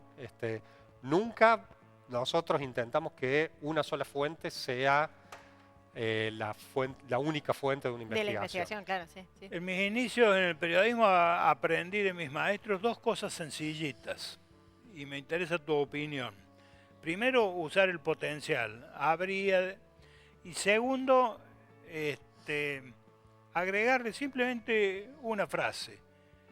Yo creo que este funcionario es corrupto, para lo cual debería ser investigado por la justicia.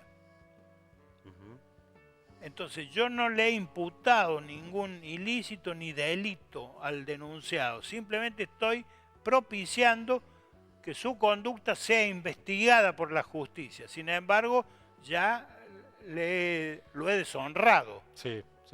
¿Cierto? Sí. Pero aparentemente estoy exento de la mano de la justicia, de la mano de una denuncia, de la mano de la difamación en todo caso. No estoy tan seguro en ese caso. Yo no estoy tan seguro en ese caso. Porque primero que con el uso del potencial ya hay fallos de la Corte Suprema, uno en contra de Clarín, que el uso del potencial no te exime de la responsabilidad de verificar la información que se está publicando. Claro.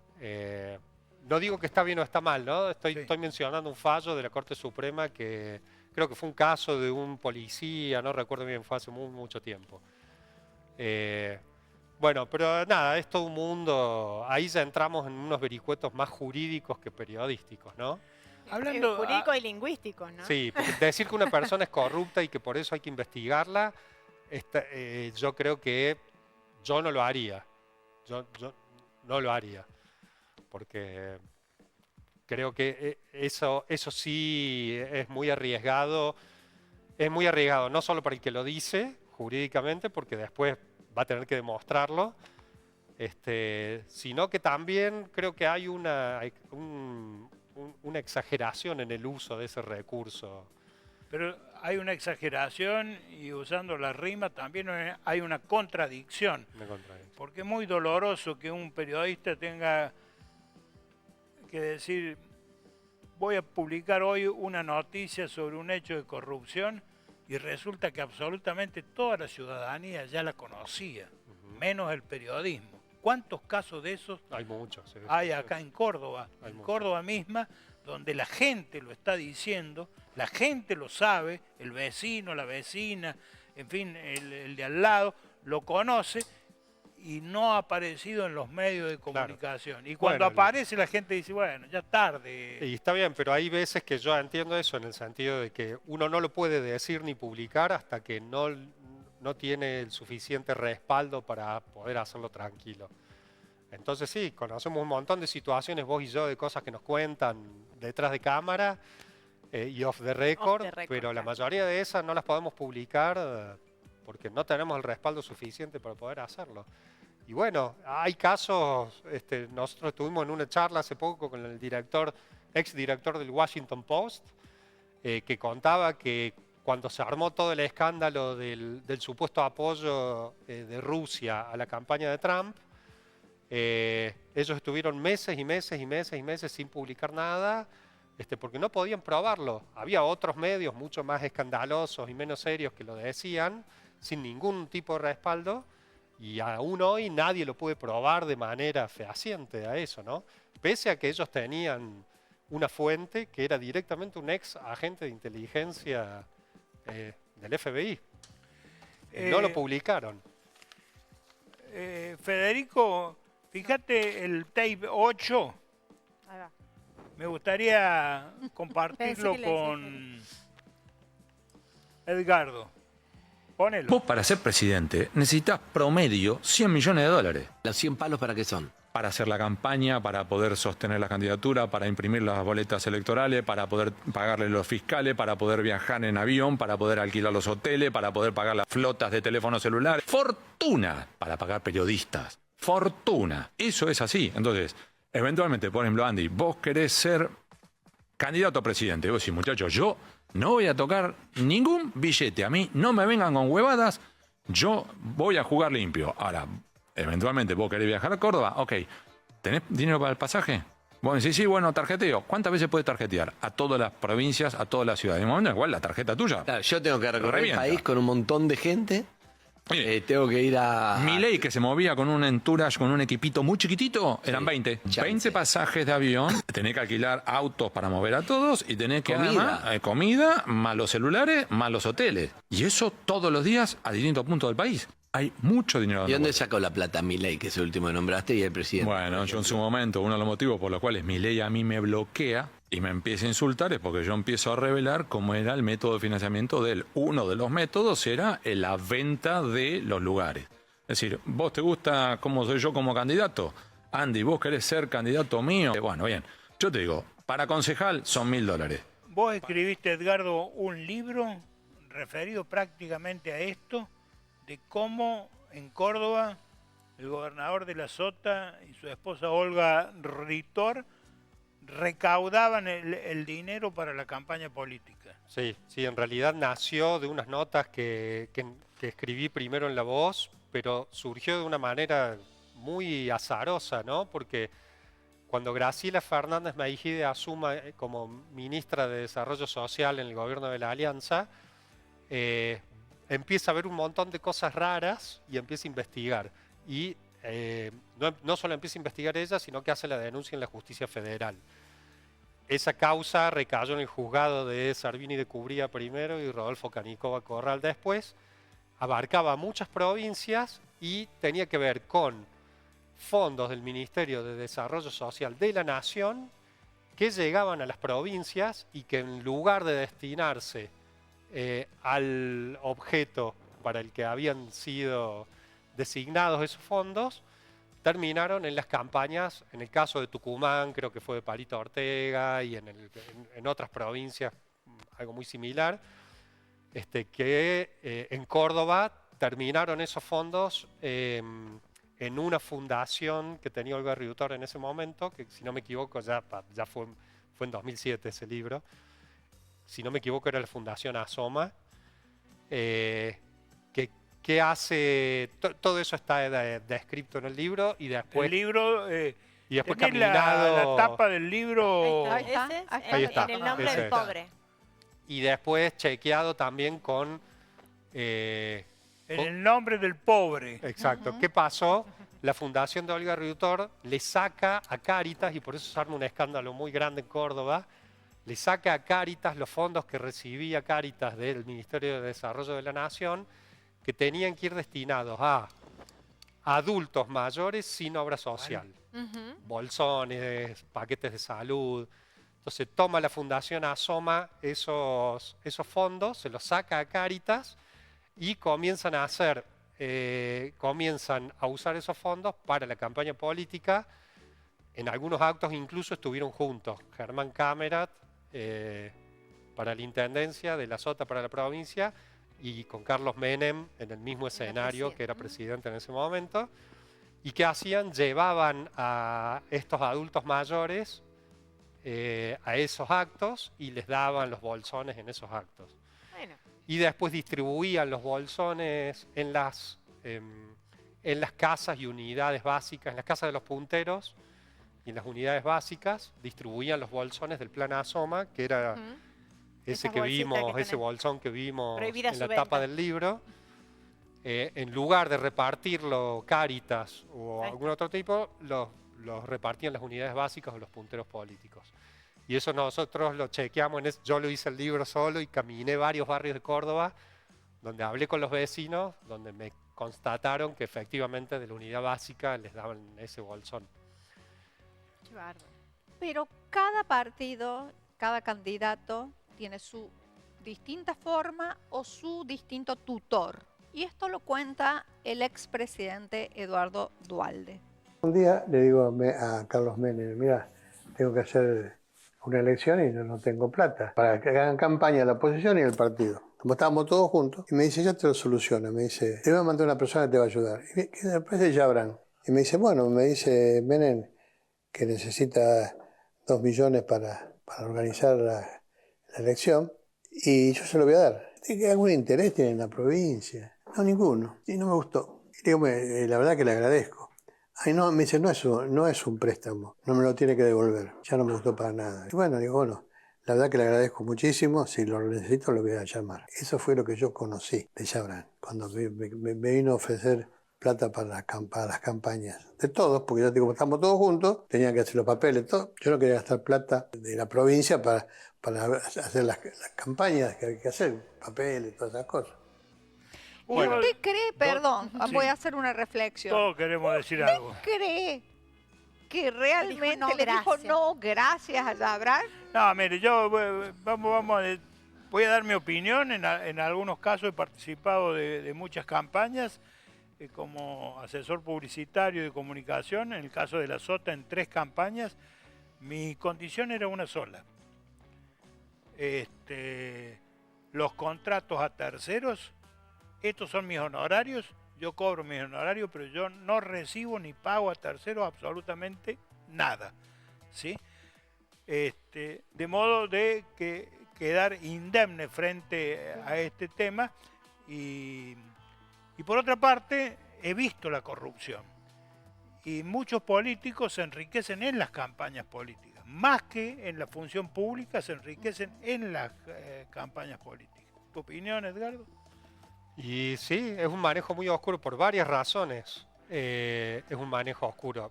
Me hace acordar a otra nota, esta creo que la publicamos en La Voz, yo a poco antes de irme. Empezamos a hacer los relevamientos de los aportes de campaña de los partidos que los tienen que entregar a la justicia electoral, están obligados a entregarlos, esos listados.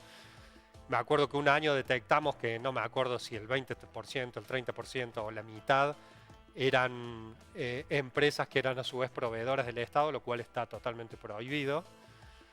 Y al año siguiente ya estaban ordenados esos listados y ya no figuraba nadie que fuera proveedor, ¿no? Pero lo otro que te digo, ¿cómo terminó la denuncia del libro que hizo Graciela Fernández Meijide en Comodoro Pi? Te lo pregunto, ¿cómo crees que terminó? Cajoneada. Prescripta porque pasaron 10 años sin que nadie investigara nada. Solo se alcanzaron a pedir algunos informes a la AFIP y nada más. O sea que ya sabemos por dónde va. Vos sabés que estoy viendo una serie en Netflix, ya la estoy terminando, una miniserie de 8 capítulos que se llama Legado, una serie española. sobre un dueño de un multimedio, de un diario, y que bueno, él está 2 años fuera, deja a sus hijos a cargo del negocio y todos los negociados que empiezan a aparecer cuando él vuelve. Me hiciste acordar mucho a todo esto de la compra de suscriptores, del cambio en los medios, de los poderes políticos. Está muy buena. Totalmente. Muy, Y esto muy el buena. que lo decía es el periodista de investigación más serio de Argentina, Hugo Alconadamón, ¿no? Sí. El periodista más serio de Argentina y tiene con qué decirlo. Él ha investigado sobre el tema. Hablando de periodistas serios, Juntando los útiles ya vamos al no revés. quiero Eso quiere dejar decir pasar, que junta los no útiles, quiero se dejar termina de pasar hacerse. tu presencia que nos honra, Edgardo, con el periodismo militante. Primero, ¿qué opinás de Jorge Lanata? Creo que es, primero que todo, es muy caro a mi sentimiento porque es un periodista que fue mi referencia mientras yo estudiaba periodismo, ¿no? Con todo lo que hizo. Página 12, la revista 25, no me acuerdo el primer nombre, 21, su programa ahora 25, y la verdad que fue un referente, fue una persona que cambió el periodismo, la forma de hacer periodismo en Argentina, estoy totalmente convencido de eso. Y nada, la última parte de su carrera, que es la más puesta en debate, puede ser que haya hecho algunas cosas que a mí no me gustaron, pero yo de esa última etapa me parece que no es la que lo define. No estoy de acuerdo con que la última etapa de alguien es la que lo define. Yo me quedo con ese Lanata con el cual aprendí periodismo, ¿no? Yo también. Me acaba de decir Edgardo entre líneas que se queda con la etapa del productor Zapata de Telemanía, la pan y manteca y la pachanga, y no el zapato del avispero. No, yo me reía porque cuando fue el debate sobre Lanata, cuando murió, un gran sector del progresismo y del kirchnerismo, que lo odia por supuesto por sus investigaciones contra Cristina, decían que no. Algunas muy falaces. No lo sé, pero para mí la ruta del dinero fue una investigación muy seria. Él presentó en cámara un circo donde dijo cómo era la comercial. bóveda en la casa de Cristina. Yo personalmente he estado en esa casa. Era la escalera, abajo de la escalera es donde Néstor y Cristina tenían un mueble donde guardaban elementos históricos, como alguna carta de San Martín que le habían regalado el presidente de Chile, en fin, elementos históricos. Lanata se mandó toda una escenificación absolutamente falaz. Como también fue falaz todas las retroexcavadoras con que retroexcavaron toda la Patagonia. Sí, pero ¿cuántas personas estuvieron en la casa de Cristina? ¿Usted y cuántos más? O sea, de todos los argentinos, acuérdese que pan y circo también, ¿no? Que eso era consumido por mucha gente, y mucha gente que opina lo que ve. Entonces, y aún sin estar de acuerdo con esa última parte en la que yo creo que no me gustó mucho de lo que hizo, que transformó muchas cosas serias en un circo, en ese formato tampoco me gustaba. Me parece que una gran crítica cuando murió de un gran sector de la progresía y del peronismo y del kirchnerismo fue que a una persona se la define por lo último que hizo, ¿no? Yo no estoy de acuerdo por eso, porque yo les decía a ellos, bueno, pero entonces... ustedes definen a Perón por su relación con López Rega. Las 3A. Y las 3A, Claro, esa fue la última parte de Perón. Así es. Entonces, ¿ustedes definen a Perón por eso? No, no es así. Entonces, bueno, yo sé que esto es muy debatible. De todo modo, su versión de la morsa de Aníbal Fernández fue desmentida por la justicia. Sí. No, yo creo que muchas de sus investigaciones le faltaba mucho respaldo. Pero me quedo con ese periodista que cambió la forma de hacer periodismo en Argentina. Bueno, y te sigo metiendo en la grieta. Y por otro lado, Víctor Hugo Morales. Yo creo que el debate del periodismo militante es un debate falaz, ¿no? El mismo Horacio Verbitsky que decía en su momento que periodismo es decir y mostrar todo lo que alguien quiere que se oculte, después cambió totalmente y se transformó en un periodista militante, ¿no? Entonces yo sí creo, como ese primer Horacio Verbitsky, que hacer periodismo es mostrar lo que alguien quiere ocultar y que no tiene nada que ver eso con el periodismo militante. Yo no creo que eso sea periodismo, creo que tanto el kirchnerismo como ahora el mileísmo nos quieren meter a todo el periodismo dentro de un debate falso, porque eso lo que busca en realidad es desprestigiar a todo el periodismo. Y creo que el periodismo militante contribuye a eso, ¿no? Eso de decir, no, el periodista siempre tiene una opinión y tiene que decirla, el periodista siempre está de un lado, siempre está sesgado. Yo creo que parcialmente eso es cierto, porque todos tenemos una idea, alguna ideología, alguna idea, pero que uno tiene que ser el periodismo, decía Carl Bernstein, que fue uno de los autores del Watergate, es buscar la mejor versión posible de la realidad, la mejor versión posible de la verdad. Todas las escuelas... Y eso se puede hacer y se debe hacer sin un periodismo militante. Edgardo, en todas las escuelas de periodismo y en la de Ciencia de la Comunicación de Córdoba, sí, hay un símbolo que es Westerhall, el Eternauta. Sí. Ese quizás sea el símbolo más impactante del periodismo militante. Sí, a ver, tengamos en cuenta que él no era estrictamente un periodista, ¿no? Era un escritor que hizo muy buenos guiones y una gran historieta, pero es cierto lo que vos decís que sucede en algunas facultades de periodismo donde se ve como algo normal esta cuestión del periodismo militante. Yo no estoy de acuerdo con eso, de ninguna manera. Y la última, la nueva grieta es, por lo menos en los medios de comunicación, y me ha pasado hace poco con una propuesta para un proyecto televisivo en un canal abierto donde me dijeron, no, queremos cosas nuevas, cosas jóvenes. Entonces pregunté qué había en la televisión abierta de toda la Argentina de cosas nuevas y jóvenes. Y la verdad que no hay nada. ¿Vos conocés algún proyecto televisivo de impacto, de éxito? Televisivo no. Sí conozco lo que quiere reemplazar a eso, pero que no lo logra, que algunos proyectos de streaming con los cuales... Con pseudo periodistas. Con pseudo periodistas, sí. Que donde también son periodistas militantes, ¿no? Y sí, no. O sea, la respuesta es no a tu pregunta.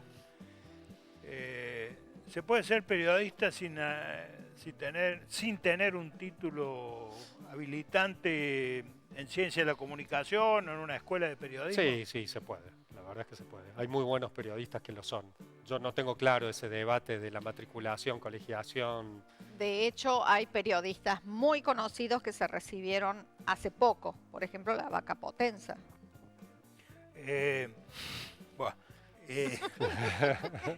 Sí, sirve mucho. Después de muchos años sirve mucho estudiar para estudiar, sí, sirve mucho por el sistema de valores que tiene que mantener un Sí, pero si periodista. yo tuviera que recomendar a un hijo o hija mía que quiere seguir el periodismo, le sugeriría 2 carreras, o licenciatura en letras o abogacía. En el caso de la abogacía, todas las materias que uno estudia en abogacía, que es mi caso, derecho internacional privado, público, penal, comercial, laboral, son todos materias o elementos que sirven después para la carrera periodística. Sí, y ya está claro que no tiene ningún sentido una carrera de periodismo de 5 años, ya hoy no tiene ningún sentido. Y además me ha tocado trabajar y producir programas de 2 licenciados en letras de excelencia de Córdoba. Uno es Beto Esquinazzi y otro Miguel Claria. Claro. Sí, totalmente. Tengo una futura licenciada en letra que le quedan una tesis para presentarle que no se imagina. Con gusto la vamos a recibir. Perfecto. ¿Cómo hacemos para agradecerle a Edgardo? Yo tengo una sola pregunta. Yo Los chicos tienen hambre, si quieren. Antes de irme, invitarlo después, a ver. Después, bueno. no me mezcle perdón, Edgardo con esa invitación. Una sola preguntita. Sí. Los periodistas de investigación que meten la mano en donde nadie la quiere meter, que revolean la media con todas las bases y los sustentos. No revolean la media, revolean la verdad. Claro, Bueno, la media con la verdad claro. adentro, no con lo otro que revolea otra gente. Estoy hablando de periodistas de verdad, no de los otros. ¿Necesitan seguro de vida? Más o menos. En este país todavía yo creo que tenemos muchas amenazas y presiones, pero que no llegan todavía a ese nivel del que ya sí se padece en muchísimos países de América Latina. Estamos todavía lejos de eso. Pero Todavía hay libertad de expresión. yo creo que estamos muy lejos todavía de esa, pero ojo, por ejemplo, con lo que está pasando en Rosario, ¿no? Ujú.